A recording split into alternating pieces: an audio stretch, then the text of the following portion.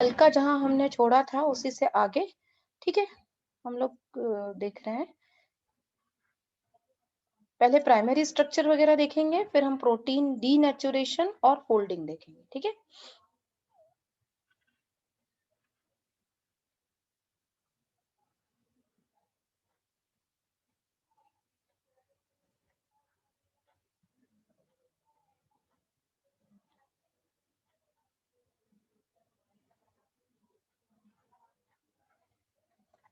तो यहाँ तक हम लोग आ गए थे, एसिड सॉल्युबल पूल तो हमने खत्म कर दिया था। अब हम सेकेंड यूनिट का टॉपिक एक्चुअली में पढ़ रहे हैं, ठीक है। स्क्रीन दिख रही है सबको?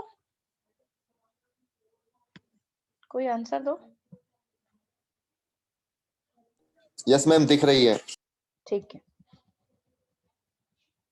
हाँ, यहाँ तक हमने देखा था। कल पेप्टाइड्स देख लिए थे। पेप्टाइड्स में हमने देखा था कि CONH जो बॉन्ड होता है वो पेप्टाइड रहता है। अमीनो एसिड सभी सिंगल है, पेप्टाइड बॉन्ड के थ्रू वो अटैच हो जाते हैं और फिर ये इस तरह से प्रोटीन जो होता है वो पॉलीपेप्टाइड होता है, ठीक है। अब लेकिन अगर हम देखते हैं तो प्रोटीन जो होता है उसमें डिफरेंट लेबल्स होते हैं उसकी स्ट्रक्चर के, ठीक है। तो डिफरेंट लेबल्स होते हैं। ये हमने पेप्टाइड देखा था। तो पेप्टाइड जब भी हम देखते हैं तो उसमें N टर्मिनस और C टर्मिनस होता है, ठीक है। ये कल, हाँ, तो ये क्लियर हो गया था। ये हमारा मैम कल। नेहा को एडमिट कर लीजिए। किसको? एक मिनट दो। मैम नेहा को एडमिट कर लीजिए। अभी यहाँ पर तो दिखाई नहीं दे रहा मेरे पास।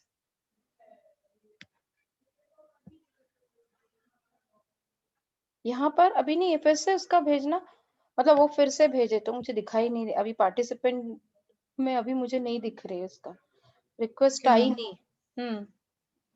ठीक है, यहाँ दिखाई दे देती है स्क्रीन पे।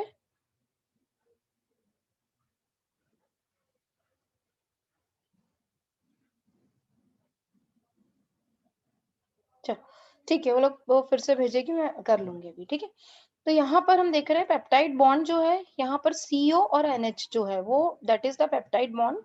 अब आगे बढ़ते हैं हम। यहाँ पर हमने देखा था कि उसको बोलो फिर से भेज दे, वो एक बार करके और फिर से आ जाए, ठीक है। स्क्रीन दिखाई दे रही है आप सब लोगों को? हाँ, अब है। Yes ma'am. अब देखो, अब एंटर हो गई ना। यहाँ पर हम देख रहे हैं, अब तो नहीं है कोई, एक बार चेक कर लो आप लोग वेटिंग रूम में, ठीक है, क्योंकि फिर हमारा बेसिक स्टार्ट हो जाएगा ना, फिर प्रॉब्लम होती है। देख लो आप लोग, मैसेज कर लो।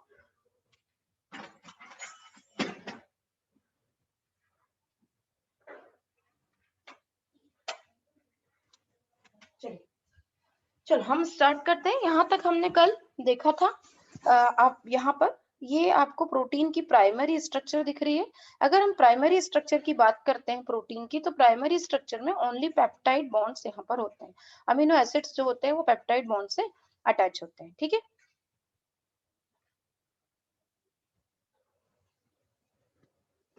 अमीनो एसिड्स जो है पेप्टाइड बॉन्ड से अटैच होते हैं, ठीक है।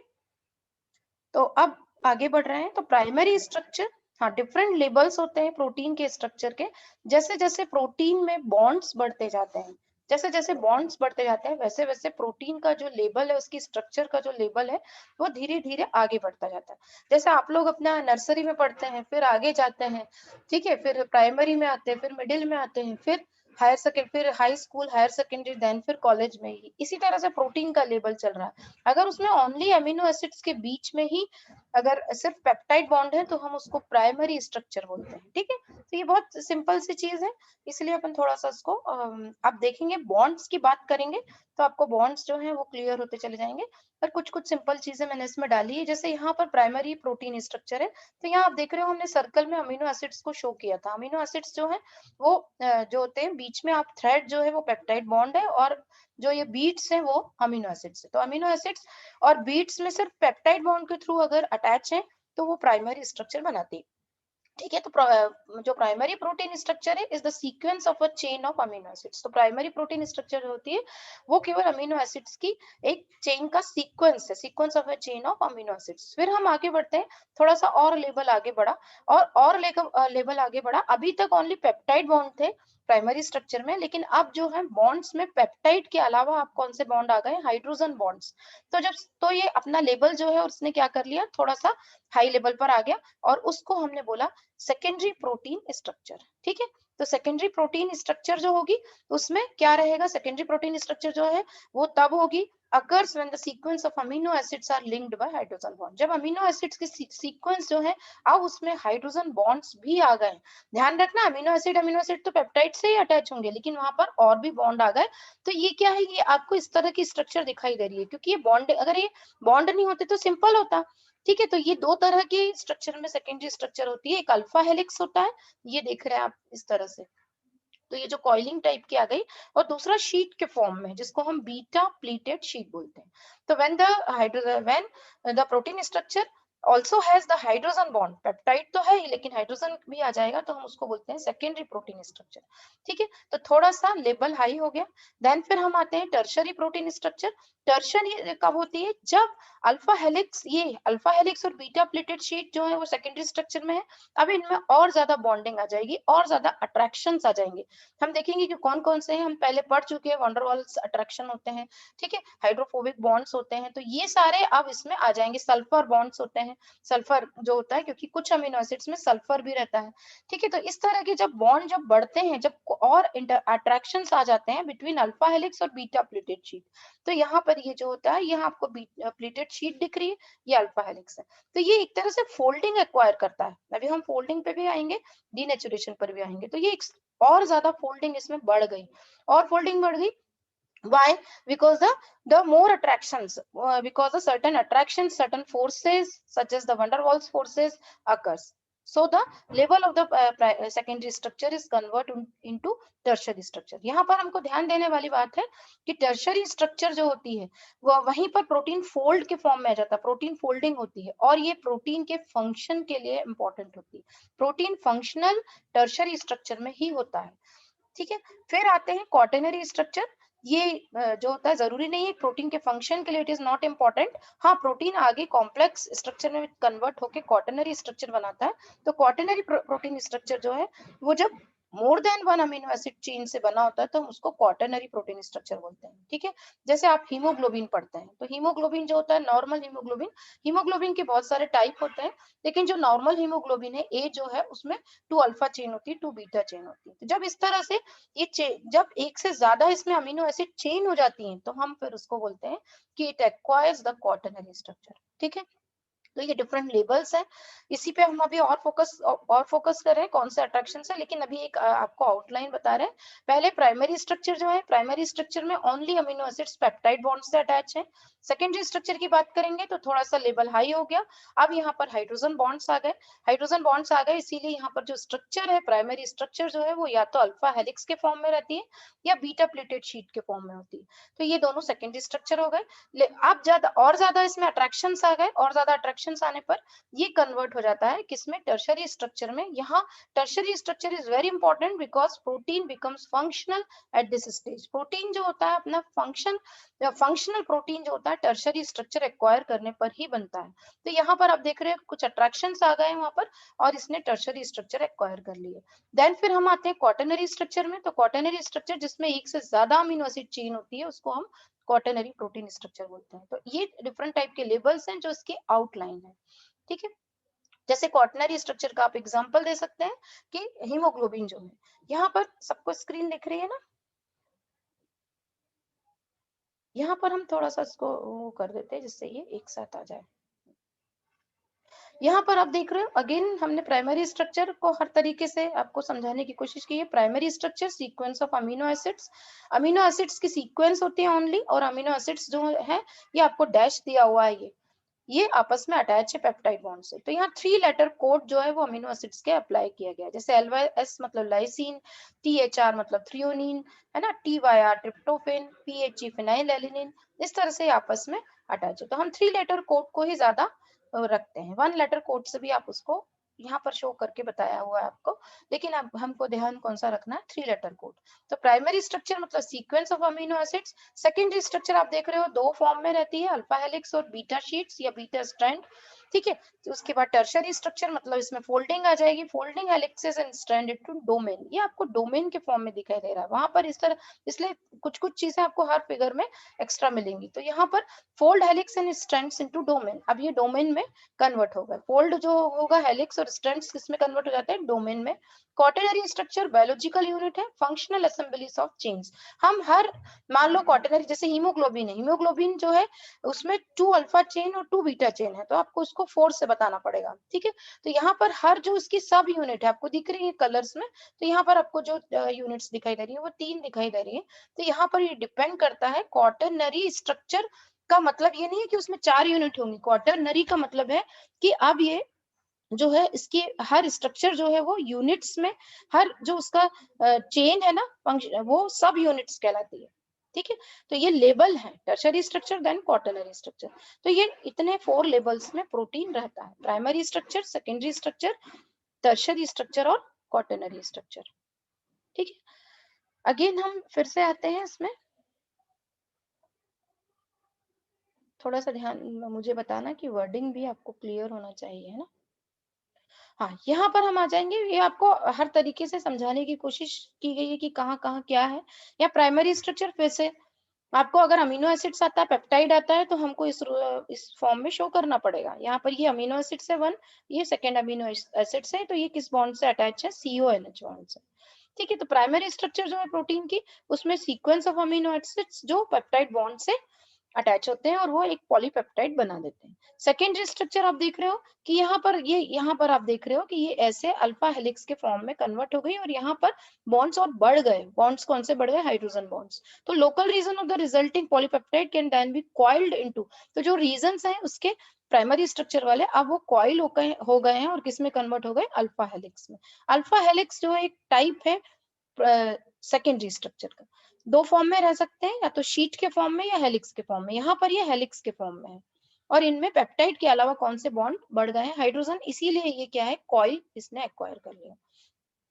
टर्शरी स्ट्रक्चर क्या है, जो सेकेंडरी स्ट्रक्चर की रीजन है, अब वो स्पेसिफिक मैनर में ज्वाइन हो जाते हैं, उनमें वॉन डेर वाल्स अट्रैक्शन आता है, उनमें हाइड्रोफोबिक बॉन्ड्स आते हैं, उनमें डिफरेंट टाइप के बॉन्ड्स और आ जाते हैं और वो किसमें कन्वर्ट हो जाते हैं, टर्शरी स्ट्रक्चर में, ठीक है। which describe the final folding of the, और यही इसकी फोल्डिंग को बताता है। फोल्डिंग यहाँ पर एक्वायर कर लिया है, प्रोटीन फोल्डिंग जो है टर्शरी स्ट्रक्चर में एक्वायर हो जाती है।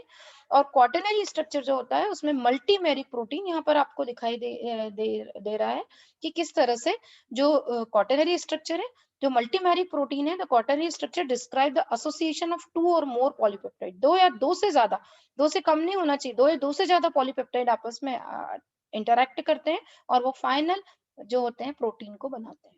जैसे ये आपको, ये फिगर से आप देखोगे, फिगर में आप जो कलरिंग है उससे देख सकते हो। यहाँ पर आप देख रहे हो ये वाले थे, फिर उसके बाद ये फोल्डिंग हो गई, अल्फा हेलिक्स बन गए, उसके बाद फोल्डिंग बोल रहे हैं मतलब हाइड्रोजन बॉन्ड से इन्होंने कॉइल के फॉर्म में एक्वायर कर लिया, यहाँ पर फोल्डिंग हो गई है और फिर ये जो फोल्डिंग की यूनिट्स है ये यहाँ दिखाई गई है। ऐसी जो यूनिट्स है, यानी ऐसे एक से ज्यादा पॉलीपेप्टाइड्स, 2 से ज्यादा पॉलीपेप्टाइड्स आपस में अटैच हो गए और अटैच होकर उन्होंने किस स्ट्रक्चर को बता दिया, क्वाटरनरी स्ट्रक्चर। तो ध्यान में रखना है, पेप्टाइड बॉन्ड प्राइमरी स्ट्रक्चर में, peptide plus hydrogen bond secondary structure में, और peptide plus hydrogen plus peptide hydrogen तो रहेंगे ही, और वॉन डेर वाल अट्रैक्शन हो गए, हाइड्रोफोबिक बॉन्ड हो गए, और भी बॉन्ड आ जाएंगे, तो वो जो होते हैं वो सल्फर बॉन्ड्स हैं, वो जो होते हैं वो क्या करते हैं, टर्शरी स्ट्रक्चर में कन्वर्ट हो जाते हैं। तो बॉन्डिंग जैसे जैसे बढ़ेगी वो चीज कॉम्प्लिकेटेड होती जाएगी, जैसे जैसे बॉन्डिंग बढ़ेगी कॉम्प्लिकेटेड होती जाएगी, और फिर ये तो फोल्डिंग जो है वो टर्शरी स्ट्रक्चर में ही एक्वायर कर लेता है, ठीक है। ये क्लियर हुआ। अब हम बात करते हैं डीनेचुरेशन की। तो पहले आपको एक चीज बता दूं, डीनेचुरेशन हम थोड़ा प्राइमरी सेकेंडरी टर्शरी स्ट्रक्चर से देख रहे हैं, तो किस लेवल पर डीनेचुरेशन का इफेक्ट पड़ता है। डीनेचुरेशन का सीधा सीधा मीनिंग है कि प्रोटीन जो है वो अब ब्रेक हो गया है, उसके बॉन्ड्स जो है वो ब्रेक हो रहे हैं धीरे धीरे। अभी हमने देखा था कि इनिशियल बॉन्ड बढ़ते जा रहे हैं, जब बॉन्ड बढ़ते जाएंगे फोल्डिंग हो जाएगी, जब बॉन्ड कम होते चले जाएंगे, बॉन्ड ब्रेक होते चले जाएंगे, तो उसको हम डीनेचुरेशन बोलते हैं। तो फोल्डिंग और डीनेचुरेशन जस्ट एक दूसरे के अपोजिट है।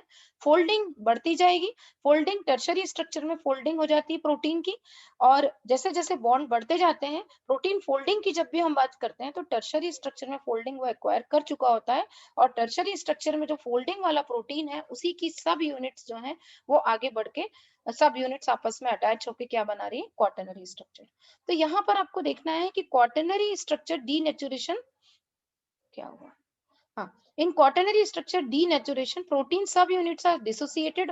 देखो क्वाटरनरी स्ट्रक्चर में तो क्या हुआ है, क्वाटरनरी स्ट्रक्चर में क्या है, सब यूनिट्स जो है वो आपस में अटैच हो गई, तो इसका डीनेचुरेशन का इफेक्ट तो होगा, सब यूनिट जो होती है वो डिसोसिएट हो जाती है। ठीक है, टर्शरी स्ट्रक्चर पर भी डीनेचुरेशन का इफेक्ट पड़ेगा।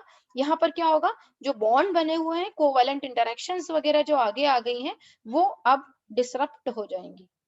ठीक है, जैसे कोवैलेंट इंटरेक्शन मैंने आपको बताया था कि जो सल्फर वाले बॉन्ड्स बढ़ जाते हैं तो डाइसल्फाइड जो ब्रिजेस वगैरह हैं वो यहाँ पर ब्रेक हो जाएंगे। ठीक है, तो डीनेचुरेशन का क्या इफेक्ट पड़ता है, फिर हम डीनेचुरेशन पर आगे बढ़ रहे हैं। Non covalent dipole dipole interaction between polar amino acid side chains and the surrounding solvent, क्या क्या इफेक्ट पड़ता है, क्या मुझे अब ये आंसर बताओ कि क्या डीनेचुरेशन जो है, हम आगे बढ़ रहे हैं दूसरी स्लाइड पर, क्या डीनेचुरेशन जो है,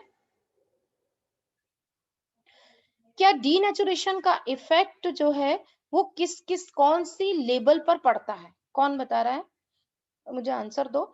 क्या प्राइमरी स्ट्रक्चर पर डीनेचुरेशन का इफेक्ट पड़ता है क्या, प्राइमरी स्ट्रक्चर पर?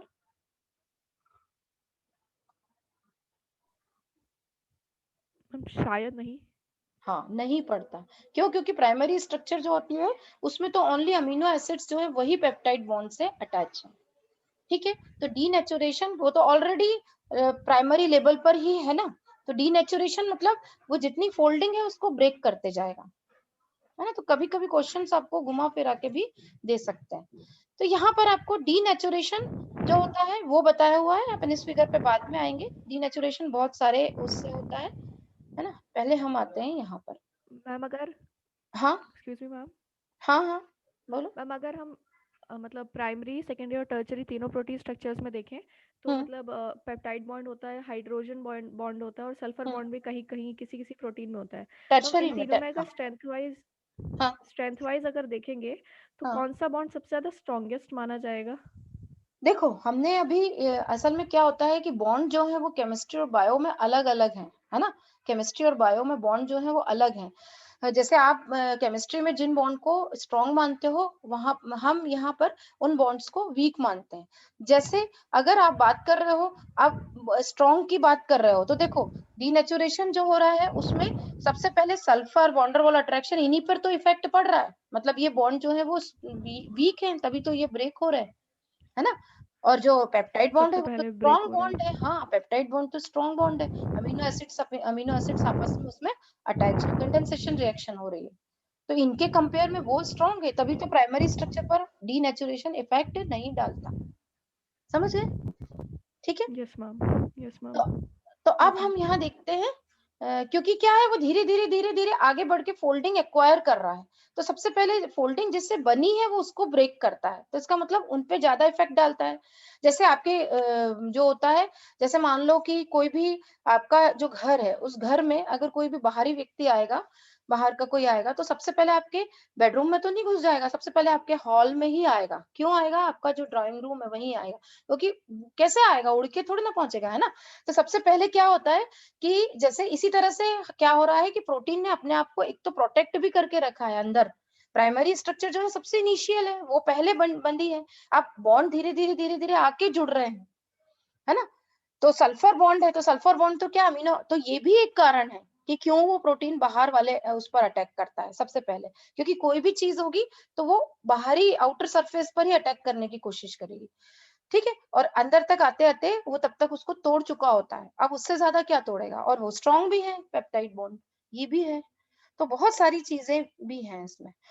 ठीक है, ये भी एक कारण है। तो अब यहाँ पर आप देखते हो कि डीनेचुरेशन क्या है। मैम एक हाँ डाउट था मुझे। हाँ हाँ हाँ मैम एक डाउट था मुझे। मैम हाँ क्या हाँ। सेकेंडरी प्रोटीन स्ट्रक्चर्स पे भी डीनेचुरेशन का इफेक्ट रहता है क्या? देखो सबसे पहले तो टर्शरी पर पड़ता है, फिर सेकेंडरी पर पड़ता है, फिर प्राइमरी पर नहीं पड़ता। प्राइमरी पर नहीं पड़ता क्योंकि वो तो तोड़ ही चुका होता है, उसको ब्रेक कर चुका होता है। डीनेचुरेशन का मतलब सीधा सीधा देखो, अभी आप देखोगे मतलब उसकी जो बॉन्डिंग है उसको खराब कर देना। जैसे उसने फंक्शन करने के लिए अपने आप को फोल्डिंग करके अपने आप को फंक्शनल बनाया था। डीनेचुरेशन का काम क्या है कि उसको फिर से उसका फंक्शन खराब कर देना। लेकिन वो कहां तक खराब कर सकता है? क्वाटरनरी को भी ब्रेक कर देगा, टर्शरी को भी कर देगा, सेकेंडरी पे भी कर देगा, लेकिन प्राइमरी पे उतना नहीं करता। सेकेंडरी पे भी उतना नहीं पड़ता, लेकिन प्राइमरी पर तो बिल्कुल ही नहीं पड़ता ऐसा। ठीक है, ओके मैम, थैंक यू क्योंकि मैम। हाँ अभी देखते जाओ और क्लियर होते चले जाएंगे। देखो क्योंकि ग्लोब्यूलर और उन सब की भी बात आती है। तो denaturation is a process in which protein और न्यूक्लिक एसिड लूज। हमको यहाँ पर न्यूक्लिक एसिड की बात नहीं करना है, लेकिन ध्यान में रखना है कि कोई भी चीज होगी तो हमने यहाँ पर देखा है कि जो डीनेचुरेशन है वो प्रोसेस है जिसमें प्रोटीन या न्यूक्लिक एसिड कुछ भी होगा वो अपनी क्वाटरनरी स्ट्रक्चर को, देखो अब यहाँ पर आपको क्लियर हो गया, क्योंकि प्राइमरी पर वो अपना इफेक्ट नहीं डालता। तो यहाँ पर वो क्या क्या लूज कर देता है? क्वाटरनरी स्ट्रक्चर लूज कर देगा, टर्शरी स्ट्रक्चर लूज कर देगा, सेकेंडरी स्ट्रक्चर लूज कर देगा, लेकिन प्राइमरी को वो ब्रेक नहीं करता है, which is present in their native state by application of some external stress or compound। लेकिन पहला टारगेट क्या है कि प्रोटीन को फंक्शन लेस कर देना। तो फंक्शनल प्रोटीन कब बनता है? फंक्शनल प्रोटीन टर्शरी स्ट्रक्चर तक बन जाता है। तो ये तीनों पर अपना इफेक्ट डालता है। अब क्लियर हो गया? क्वाटरनरी स्ट्रक्चर कर देगा, टर्शरी स्ट्रक्चर कर देगा और सेकेंडरी स्ट्रक्चर कर देगा। ठीक है, बाय एप्लीकेशन। लेकिन डीनेचुरेशन कैसे होता है? तो हम क्या करते हैं कि कुछ एक्सटर्नल स्ट्रेस या कंपाउंड जैसे स्ट्रॉन्ग एसिड है, बेस है, कॉन्सेंट्रेटेड इनऑर्गेनिक सॉल्ट है, ऑर्गेनिक सॉल्वेंट है, रेडिएशन, हीट, ये इन सब का इफेक्ट इस पर होता है। ठीक है, किसी से भी आप डीनेचुरेशन कर सकते हो। अब कैसे डीनेचुरेशन होगा, क्या होगा, वो हम यहाँ देखते हैं आगे। तो if protein in living cells are, आपको ये दिख रहे हैं वर्ड और जूम करने की जरूरत तो नहीं है, आप दिख रहा है? ठीक है, डीनेचुरेशन क्लियर हो गया। क्वाटरनरी, टर्शरी, सेकेंडरी इन सब पर करेगा और उसको कौन से लेवल पर ले आएगा? प्राइमरी स्ट्रक्चर के लेवल पर आएगा। अब डीनेचुरेशन किसके कारण होता है? आप क्या अप्लाई करते हैं? तो हम एक्सटर्नल स्ट्रेस कर सकते हैं, कंपाउंड कर सकते हैं जैसे एसिड है, बेस है, रेडिएशन है, हीट है, फिजिकल कर सकते हैं हम, फिजिकल केमिकल कुछ भी कर सकते हैं। If proteins are in living cell are denatured, लेकिन अगर प्रोटीन जो है लिविंग सेल में अगर वो डीनेचर्ड होता है तो क्या होता है कि जो सेल एक्टिविटी है वो डिसरप्ट हो जाएगी और सेल की डेथ हो सकती है। ठीक है, आपको ये भी पता है सभी को, अब आगे आप पढ़ेंगे कि जीन जो है वो अपने आप को एक्सप्रेस भी किसके फॉर्म में करता है? प्रोटीन के फॉर्म में। तो प्रोटीन जो होते हैं अलग अलग, प्रोटीन के फंक्शन अलग अलग होते हैं, और अगर प्रोटीन डीनेचर्ड हो गया तो प्रोटीन की डीनेचुरेशन से सेल की एक्टिविटी जो है वो इफेक्ट होती है, सेल की एक्टिविटी डिसरप्ट हो जाती है, पॉसिबली सेल की डेथ हो जाती है। ठीक है, protein denaturation is also a consequence of cell death, या प्रोटीन डीनेचुरेशन जो है वो उसके कारण सेल डेथ होती है। ठीक है, अब डीनेचर्ड प्रोटीन जो है wide range of characteristics from conformational change and loss of solubility. जो प्रोटीन फंक्शनल था यानी टर्शरी, जब उसने टर्शरी स्ट्रक्चर में फंक्शनल प्रोटीन बन चुका है वो, ठीक है, फंक्शनल प्रोटीन बन चुका है, तो उसमें उसकी सॉल्युबिलिटी भी अलग होगी, उसके कैरेक्टरिस्टिक्स अलग होंगे। लेकिन जब वो डीनेचर्ड होता है तो वो इन कैरेक्टरिस्टिक्स को लूज कर देता है। ठीक है, तो denatured protein can exhibit a wide range of character, अब उसके कैरेक्टरिस्टिक्स भी चेंज हो जाते हैं। ठीक है, कैरेक्टरिस्टिक्स चेंज हो जाते हैं, कैसे? कन्फर्मेशनल चेंज से लेकर सॉल्युबिलिटी जो होती है वो भी लॉस हो जाती है, टू एग्रीगेशन ड्यू टू, और एग्रीगेशन हो जाता है due to the exposure of hydrophobic group, क्योंकि हाइड्रोफोबिक ग्रुप का क्या होता है? एक्सपोजर हो जाता है, खुल जाता है। आपने किसी चीज को फोल्ड कर दिया और अब उसमें कुछ ऐसा मटेरियल डाल दिया, चाहे वो फिजिकल हो, रेडिएशन के थ्रू हो, हीट के थ्रू हो, या केमिकल हो, आपने उसके ऊपर डाला तो वो क्या होगा कि वो ब्रेक हो जाएगा, टूट जाएगा और ओपन हो जाएगा। ओपन हो जाएगा तो उसकी इसलिए एग्रीगेशन हो जाएगा क्योंकि हाइड्रोफोबिक जो ग्रुप्स हैं वो क्या हो रहे हैं? एक्सपोज हो रहे हैं। Denatured protein lose their 3D structure and therefore can not function. हमने अभी देखा था कि टर्शरी में उसने फंक्शनल के लिए इंपॉर्टेंट हो गया था, लेकिन डीनेचर्ड प्रोटीन जो है वो अपनी जो 3D स्ट्रक्चर है उसको उसने लूज कर दिया और वो अब फंक्शन नहीं कर सकता। पहले ये क्लियर हुआ यहाँ तक। अभी डीनेचुरेशन ही पूरा अपना आगे चलेगा, सारे फिगर आप देखोगे। प्रोटीन फोल्डिंग का जस्ट अपोजिट है, Protein folding is key to whether a globular or membrane protein can do its job correctly. Protein के आपने देखा होगा डिफरेंट डिफरेंट फॉर्म्स होते हैं, तो प्रोटीन फोल्डिंग जो है उसी की वजह से मेम्ब्रेन प्रोटीन हो चाहे ग्लोब्यूलर के फॉर्म में, ग्लोब्यूलर के फॉर्म में होते हैं मेम्ब्रेन प्रोटीन, तो वो अपना जॉब अच्छे से कर सकते हैं। ठीक है, क्यों कर सकते हैं? क्योंकि प्रोटीन जो होता है वो फोल्ड होता है राइट शेप में फंक्शन करने के लिए। ठीक है, however hydrogen bond which play a big part in folding are rather weak and is easily affected by heat। है ना, अभी तुमने क्वेश्चन पूछा था तो मैंने आपको बोला था कि सबसे अंदर वाली चीज जो है वो सबसे सेफ है ना। तो हाइड्रोजन बॉन्ड जो है वो बिग पार्ट है, बिग रोल प्ले कर रहे हैं फोल्डिंग में, इसलिए ये वीक है। हमने वीक बॉन्ड्स में भी पढ़े थे कि अगर हम बायोलॉजी की बात करते हैं तो हम हाइड्रोजन बॉन्ड्स को भी वीक बॉन्ड में मानते हैं। तो इसीलिए जल्दी इफेक्ट हो जाते हैं हीट से, एसिडिटी से, सॉल्ट कॉन्सेंट्रेशन अगर आप चेंज करोगे या दूसरे कुछ स्ट्रेस इसमें डालोगे, तो इसकी वजह से प्रोटीन जो है वो डीनेचर्ड हो जाता है। ठीक है, this is one reason why homeostasis is physiologically necessary in many life form. ये तो होम्योस्टेसिस इज डिफरेंट थिंग है ना। तो अब यहाँ पे हम आते हैं, ये होम्योस्टेसिस जो होता है वो मेंटेन कांस्टेंट एनवायरनमेंट मेंटेन करने के लिए जरूरी होता है। ठीक है, this concept is unrelated to denatured alcohol which is alcohol that has been mixed with additive to make it unsuitable for human consumption. तो हमको डीनेचर्ड अल्कोहल के साथ डीनेचर्ड प्रोटीन को नहीं लेना है, वो एक अलग चीज है। ठीक है, अब देखते हैं यहाँ पर कॉमन एग्जांपल। ये आपके लिए बहुत आप लोग के डेली लाइफ वाले हैं कॉमन एग्जांपल। आप देख रहे हो ये हाँ, आप देख रहे हो, पहचान गए होंगे आप लोग की क्या दिया हुआ है, नीचे भी उसका डिस्क्रिप्शन दिया हुआ है। ठीक है, ऊपर क्या दिख रहा था आपको, जो albumin protein albumin in the egg while undergoes denaturation and loss of solubility when the egg is cooked. है ना, सभी ने बनाया होगा, नहीं बनाया होगा तो जो वेजिटेरियन होंगे उनको। ये आप देख रहे हो कि ये जो होता है वो अपना लूज कर देता है, क्योंकि जब हम डीनेचुरेशन, यहाँ पर प्रोटीन का डीनेचुरेशन किससे कर रहे हैं, क्योंकि हमने देखा एग में प्रोटीन होता है, उसका डीनेचुरेशन आप हीट के थ्रू कर देते हो। तो यहाँ पर जो होता है एग का जो एल्ब्यूमिन है वो अपना प्रॉपर्टी को लूज कर देता है। क्लियर हुआ? तो प्रोटीन जो एल्ब्यूमिन है एग में, जब white undergoes denaturation and loss of solubility when the egg is, जब आप एग को कुक करते हो तो वो अपना लूज कर देता है।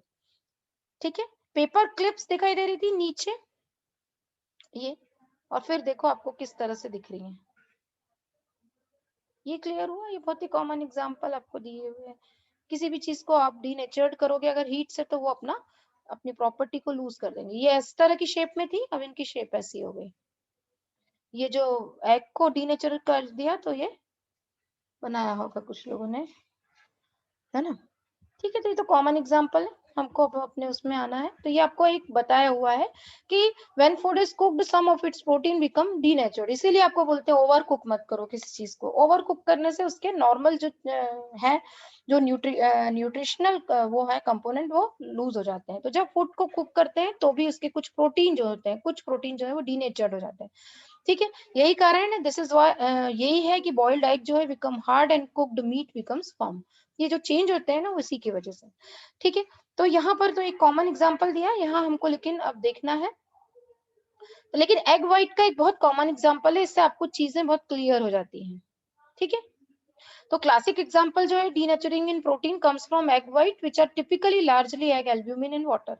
ठीक है, ये एग एल्ब्यूमिन है वाटर में, और ये आपका जो आप देख रहे हो कि वो अपना कैरेक्टरिस्टिक्स जो है वो चेंज कर लेता है। तो fresh from the egg white are transparent and liquid. Cooking the thermally unstable whites turn them opaque, forming an interconnected solid mass। आपने देखा था कि कुकिंग जो होती है वो क्या करती है, वो whites जो है उसको ओपेक में कन्वर्ट कर देगी और एक इंटरकनेक्टेड सॉलिड मास बन जाएगा। ठीक है, तो ये एक कॉमन एग्जांपल है, लेकिन हमको अब यहाँ पर देखना है। अब यहाँ पर आप देख रहे हो ये तो denatured protein can exhibit a wide range of characteristics from loss of solubility to protein aggregation। ये फिर से आपको लेबल, अभी आपने जो पढ़े थे वही लेबल बताए गए हैं, लेकिन ये जो denatured protein है वो wide range of characteristics show करता है। क्या शो करता है कि उसमें सॉल्युबिलिटी लॉस हो सकती है और एग्रीगेशन बढ़ सकता है। यहाँ पर आपने देखा कि फंक्शनल प्रोटीन हमने देखे थे 4 लेबल थे, है ना, प्राइमरी सेकेंडरी ये सब आपने देख लिया है। यहाँ का हमने देख लिया है, आगे बढ़ते हैं। ये लेबल, फिर से लेबल पर क्या इफेक्ट होता है ये बताया। यहाँ पर आप देखोगे ये आपको स्ट्रक्चर बताई हुई है। यहाँ पर देख रहे हैं हीट, ये देख रहे हो। अब आपको क्लियर हुआ होगा, ये जो है आपने देखा कि ये जो प्रोटीन की स्ट्रक्चर है फोल्डिंग के बाद, ये कौन सी स्ट्रक्चर है बताओ? क्योंकि इसमें अगर एक ही फोल्डिंग होती तो हम टर्शरी बोलते, लेकिन इसमें सब यूनिट्स बन रही हैं, है ना। तो जब हम इसको क्वाटरनरी स्ट्रक्चर है, हाँ ठीक है, तो जब हम इसको हीट कर रहे हैं तो ये देखो इस तरह से खुल गया, दिख रहा है?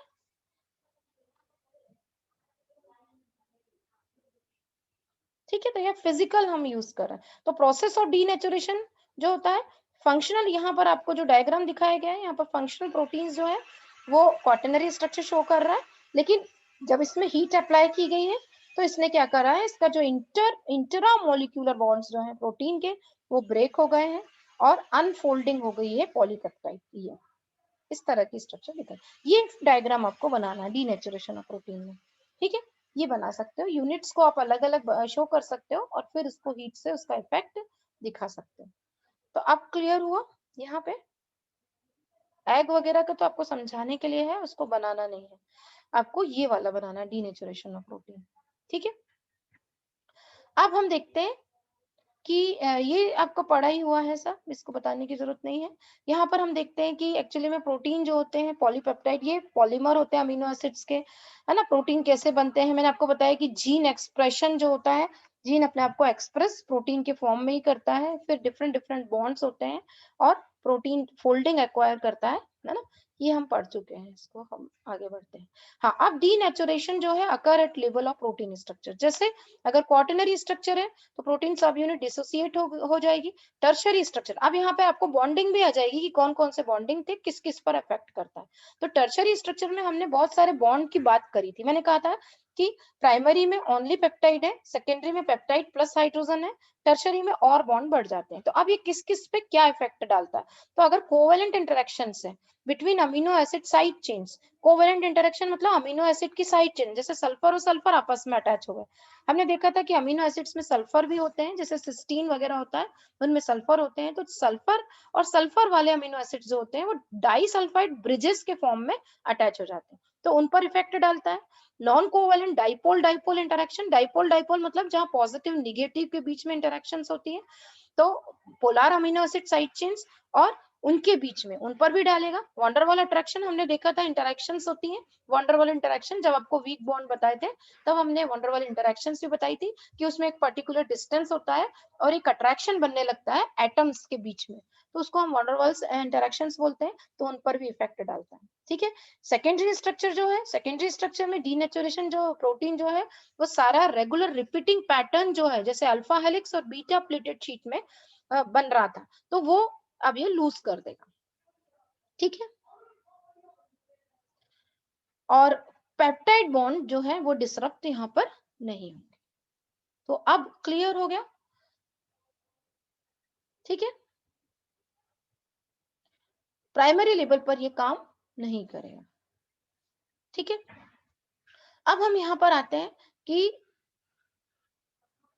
हाँ, लॉस ऑफ फंक्शन हमने ये देख ही लिया था कि अगर देखो आपको ये चीज तो पता है कि प्रोटीन जो होते हैं वही सारे के सारे जो प्रोटीन होते हैं, मतलब एंजाइम किसके बने होते हैं, प्रोटीन के, लेकिन सारे के सारे प्रोटीन एंजाइम की तरह फंक्शन करें ये जरूरी नहीं है। ठीक है, एंजाइम जो होते हैं वो प्रोटीन के बने होंगे, पर प्रोटीन जो होते हैं कुछ ही प्रोटीन एंजाइम की तरह काम करते हैं, क्योंकि एंजाइम क्या होते हैं, बायोकैटालिस्ट होते हैं। तो अगर मान लो कि प्रोटीन जो है वो एंजाइम की तरह वर्क कर रहा है, एंजाइम की तरह वर्क कर रहा है, तो वो एंजाइम जो है वो अपनी एक्टिविटी को लूज कर देगा, और एंजाइम अपनी एक्टिविटी को लूज करेगा तो हमको मालूम है कि एंजाइम जो होते हैं वो सबस्ट्रेट के साथ बाइंड करते हैं, ई प्लस एस होता है, ई प्लस एस कन्वर्ट होता है ई एस में, और ई एस जो होता है वो कन्वर्ट होता है ई प्लस पी में।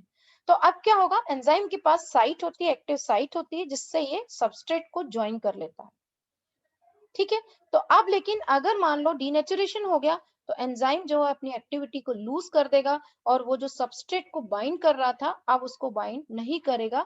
सबस्ट्रेट को बाइंड करने के लिए उसके पास एक्टिव साइट थी, लेकिन अगर उसका फंक्शन लूज हो गया है, लूज कर लिया उसने अपनी एक्टिविटी डीनेचुरेशन के कारण, तो अब वो अपने एक्टिव साइट के थ्रू सबस्ट्रेट से बाइंड नहीं होगा। ठीक है, ऐसा माना जाता है कि डीनेचुरेशन जब होता है तो एक इंटरमीडिएट स्टेट आती है, एक इंटरमीडिएट स्टेट आती है, ठीक है। और इंटरमीडिएट स्टेट के बाद वो अपना एक्टिविटी जो है वो लूज करता है, ठीक है। इसके लिए हम डिफरेंट डिफरेंट टेक्निक यूज करते हैं, जो नाम आपको बताए गए। ये टेक्निक्स के नाम है, आप किसी भी एक का नाम याद कर सकते हो कि हम जो है डीनेचरिंग प्रोसेस और जो लॉस हो रहा है एक्टिविटी का, उसको हम टेक्निक्स के थ्रू मेजर कर सकते हैं, टेक्निक के थ्रू हम उसको मेजर करते हैं। और उनमें से कुछ एक टेक्निक के नाम ध्यान में रख लेना, ड्यूअल पोलराइजेशन, इंटरफेरोमेट्री, है ना, सुना है नाम, इनके नाम ही बस ध्यान रखना, टेक्निक्स तो ये क्लियर हुआ, ठीक है। अब हम देखते हैं कि डिफरेंट डिफरेंट टाइप का मेथड हम देखेंगे, पर हम मेन इंपॉर्टेंट चीजें पहले आपको देख लें, रिवर्सिबिलिटी और इरिवर्सिबिलिटी। वैसे अगर हम बात करें तो डीनेचुरेशन जो होता है, डीनेचुरेशन जो होता है वो डीनेचुरेशन रिवर्सिबल और इरिवर्सिबल हो सकता है, लेकिन normally most of the cases में मोस्ट ऑफ द केसेस जो होता है, अगर मान लो उसमें कुछ स्ट्रॉन्ग उससे चेंज हो गया तो वो वापस नहीं हो सकता, रिवर्सिबल नहीं हो सकता। तो डीनेचुरेशन अगर हो गया, प्रोटीन ने अपनी फोल्डिंग को लूज कर दिया, लेकिन अगर मान लो फोल्डिंग फिर से एक्वायर हो गई, तो हम उस प्रोसेस को क्या बोलते हैं, रीनेचुरेशन, ठीक है। पर जो डीनेचुरेशन है, मतलब रीनेचुरेशन है, वो बहुत कम होता है, ठीक है। तो ये पहले क्लियर हुआ। डीनेचुरेशन जो है वो मोस्टली इरिवर्सिबल होता है, बहुत कम केसेस में रिवर्सिबिलिटी होती है। अगर बहुत कम उस पर इफेक्ट हुआ हो, कोई स्लो कॉज के कारण डीनेचुरेशन हो रहा होगा, तो ही वो रीनेचुरेशन कर सकता है, ठीक है। अब प्रोटीन का डीनेचुरेशन बहुत तरीके से होता है, हीट से होता है, आपको जो डायग्राम बताया था, एसिड से हो सकता है, बहुत सारी चीजें से हो सकता है। तो अगर पीएच के कारण हो रहा है, पीएच के कारण हो रहा है ना, पीएच के कारण भी हो सकता है, तो डीनेचुरेशन जो है चेंजेस इन पीएच के कारण हो सकता है, और पीएच के कारण होगा तो chemistry of the amino acids और उसके रेसिड्यूज को इफेक्ट करेगी, और जो आयोनाइजेबल ग्रुप है अमीनो एसिड्स में are able to become ionized when change in pH occur. अगर आयोनाइजेबल ग्रुप है तो वो आयोनाइज्ड हो जाएंगे। पीएच क्या होता है, या तो वो एसिडिक हो जाएगा या बेसिक कंडीशन है, जो भी कंडीशन है, pH change to more acidic और more basic condition can induce unfolding, उसके कारण भी अनफोल्डिंग हो सकती है। जैसे acid induce unfolding often occurs, अगर मान लो एसिड के कारण डीनेचुरेशन हो रहा है तो वो पीएच 2 और 5 के बीच में होगा, और अगर बेस के कारण हो रहा है तो वो पीएच 10 या हायर होगा, ठीक है। तो पहले ये क्लियर हुआ है ना, ये न्यूक्लिक एसिड आपका नहीं है काम का, आपको न्यूक्लिक एसिड डीनेचुरेशन नहीं पढ़ना, सिर्फ हमको पढ़ना है प्रोटीन डीनेचुरेशन। तो प्रोटीन डीनेचुरेशन का डायग्राम आपको वो बताना है, एक्टिविटी लूज बताना है। अब हम यहाँ पे आ जाते हैं, ये चीज क्लियर हो रही है पहले आपको यहाँ तक की, इसमें तो कोई कंफ्यूजन नहीं है।